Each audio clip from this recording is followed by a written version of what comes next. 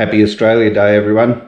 This year, Carolyn and I celebrated down at Bendigo at the annual Three Wheel Extravaganza. It was a terrific event, part of the Australia Day celebrations in Bendigo, which were very, very well attended. Let's find out why Phil is a guru. Let's also find out what makes John so happy and what keeps Marty on the road. Pardon the language. You're right. If I fuck up, people die. Travelling, this becomes your table. Can do, yeah. Well, I put my gas stove on it. Yeah, okay. Yeah, and plenty of storage in the back again. Yeah, all weatherproof, Yeah. Beer mainly. I take beer, lots of beer. So. Yeah. Now, John, at the Three Wheel Muster, and you're responsible for these little outfits. What can you tell us? I'm very happy to be responsible for So, Leon, with Shannon's? Yes, here today with Shannon's. Mate. Yeah, at the Three Wheel Muster. Yes. Yeah, it's a great day, isn't it? Three Wheel Extravaganza. Yeah. So, do you ride sidecars yourself? No, I haven't. You're going to have to get on board, mate. I suppose. So, you're thinking about putting together an outfit now? Well, that was the thought. Yes. Then we did a few clicks on a cat out and spot in Europe. Yes. And having ridden an F3 for 4,600 clicks. Yep. I've never ridden a more capable machine. Now, George, at the Three Wheel Muster, this is your outfit. What is it? It's what they call a BMW sleeper. So you got room in there to sleep, George? Yeah, only me, a short fellow. Yeah. Yeah. You're not going to get picked up on the night then? No, well, hopefully, yeah, I don't know about that. I'd have to build a double one for that. Oh, it's a great little outfit, George. And it's got a fridge in it. Got a fridge? Where have you got the fridge hidden? Yeah. Oh, perfect. And a sign on the fridge. Beer fridge. Yeah. No, it's good. All right, Phil Duffy, the sidecar man. How many of these sidecars here today are you responsible for, Phil? About 10. And how many have you 10. put together in your lifetime, do you reckon? Over 100. Over 100? Yeah.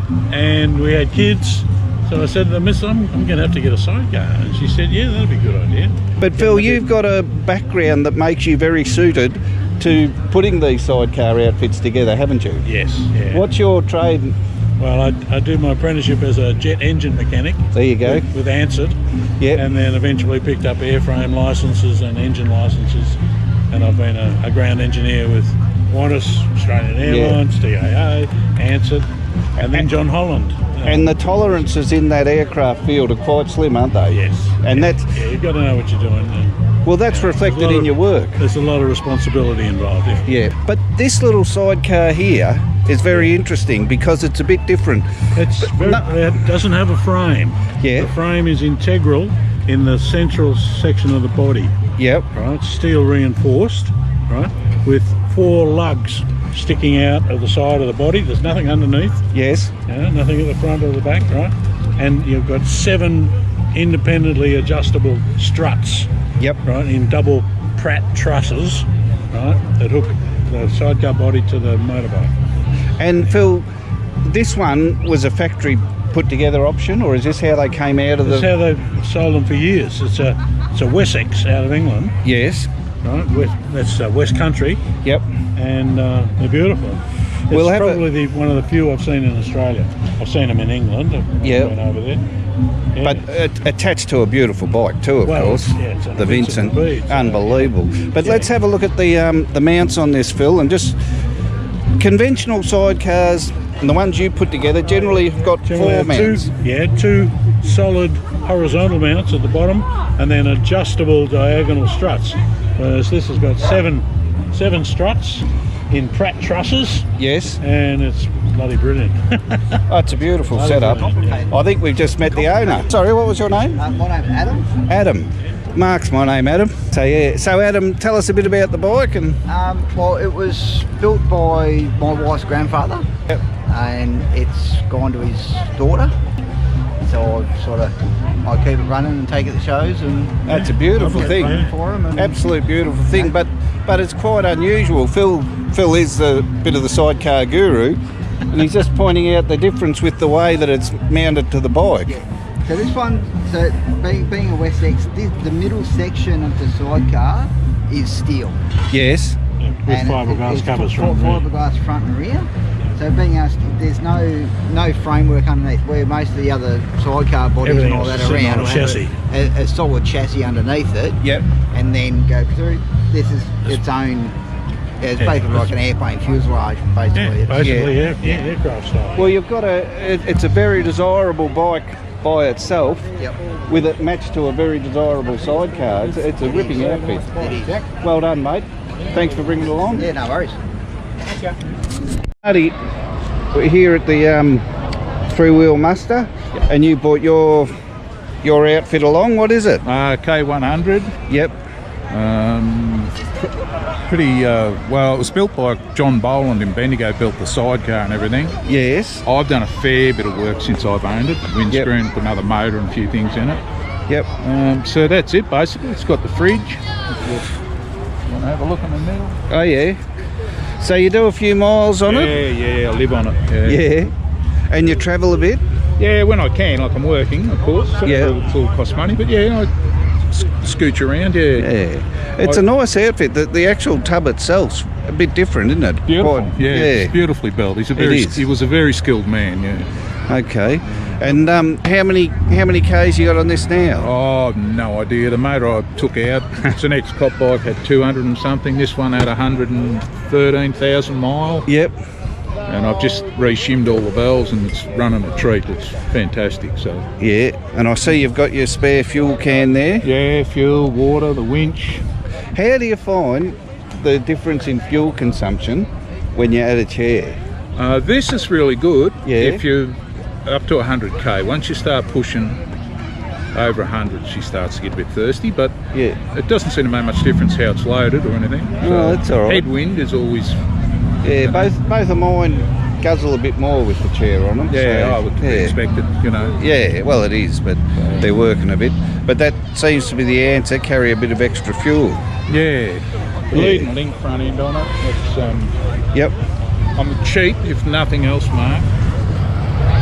Icon wanted $700 and something to rebuild that Coney shop. Yes. So I had a mount there originally, so I just put that old shovel head chocker in the front of it and away Well, it went. it Yeah, for went. nothing. So Work. sooner spend the $700 on fuel. Yeah, no, it works good. Yeah, so it's a good unit. It's well built, It is very well built. and you meet a lot of people. You do, you do. yeah. And you travel a lot more, I reckon, when you've got a sidecar on. You can take more shit with you. So Yeah, you so- take your hat, a chair, Yeah. food, beer.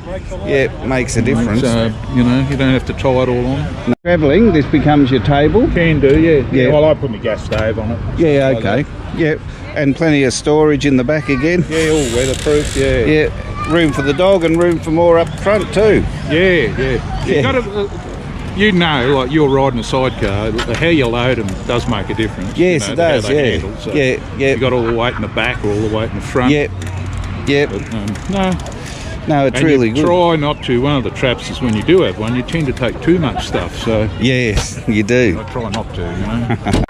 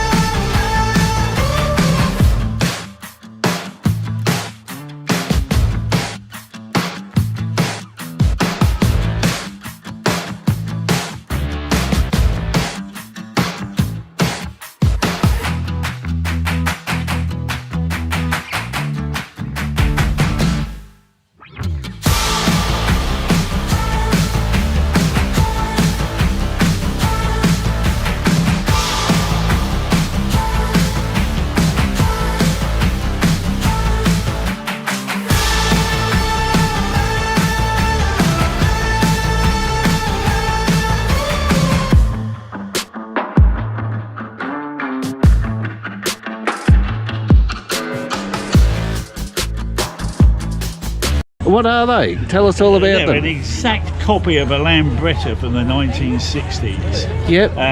In England, where you might tell from my accent I come from, the scooters are very, very popular. Popular. And they still are. Everybody's got a scooter, from mostly you know, 60s type machines, but prices are going up. People are sick of unreliability, and they started making the Royal Alloy in the north of England. They were enormously successful, so much so that they opened their own factory in China, a sub-factory in Thailand, and it's now the #1 best-selling retro scooter in the UK and Europe. And they outsell the Vespa 300s over here as well. They're a beautiful, beautiful unit. Very well done. Oh, well, the exact copy. I say the difference would be slightly higher handset, slightly more space for the more modern-sized human being like myself. What size engines in them?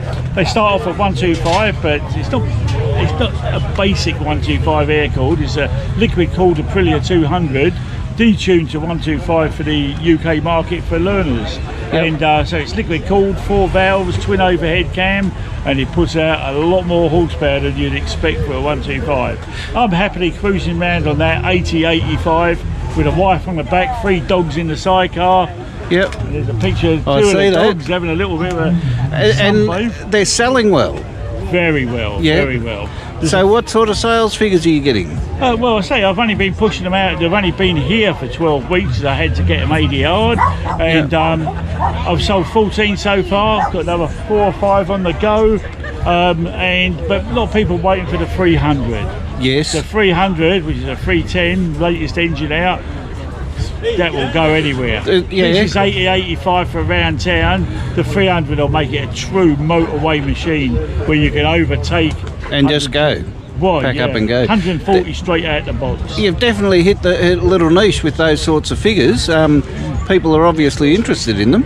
They are, and it's not the end of the world pricing. I mean, 18 grand, probably about 20 grand for the 300. That's delivered anywhere in Australia. I mean, shipping costs do add a lot of things, but that includes shipping and your local road costs. But you know, we're expecting big sales. We're already selling phenomenal amount of scooters anyway. There's a whole market for them. But the sidecar units, which is my favourite. Where are you based? I'm on the Central Coast, but I'm the importer.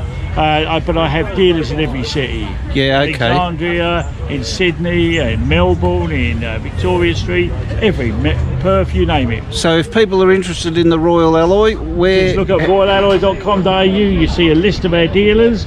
You can ring the number on there and speak to me, and I'm available 7 days a week.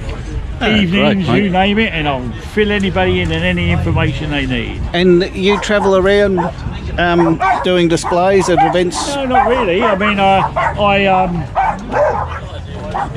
I did the dog festival in Sydney. Sold a couple of sidecar units there for people with dogs. This was a great opportunity. John Cannon, the organiser, he invited us down. I said, what an opportunity. You know, an actual sidecar and three-wheel extravaganza. Can't wait to be here. So I come down on behalf of my dealers. So the guys who get sales from this, me just promoting for them. Well, John, up in Kerrang, which is about an hour north of here, we have the Harley Evo Fest and Kerrang Show and Shine. It's a full weekend event. The Saturday's all about the Harley Davidson Evolution, but all makes and models are welcome. But the Sundays all make some models. You're more than welcome to come. We'd love to see you with the trade display there. Oh, I'd love to be down. I'll give you some details. Kerrang, I know where that is. Being close to it.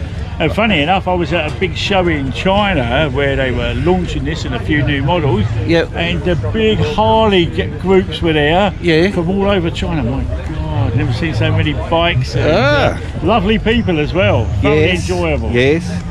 Oh, well, nice to meet you, John. And we'll catch you at the Evo Fest as well. I would love to be there. Look forward to seeing everyone. Good to see you. But I'd encourage her. It's a great way to get around. I'm sure it is, but I tell you what, the limitations still exist. It's not symmetrical. Christine is not of the type of engineering understand that can work with that. And I'm not prepared to take the risk of the inexperienced person put in the panic stop situation. Then we've got the gear, we've got the skills, we could build it. I'm 72 this year. And I'm not got the time to build it. No, I could build it if I starting it from the point we bought the lathe and the mill and all the shit. Couple of options. It's going to be the F3. Yeah. And I know if I get rid of the 2 Harleys, I'll probably get a quarter of the money for an F3. Righto. And I'm quite happy to spend it because of the experience I had on it. Yeah, fair enough. And we learned 4,600 clicks in every weather condition. Yep. On every road curve. Yep, and they were good. Oh, you couldn't fault it. Yeah, You couldn't it's fault good. it.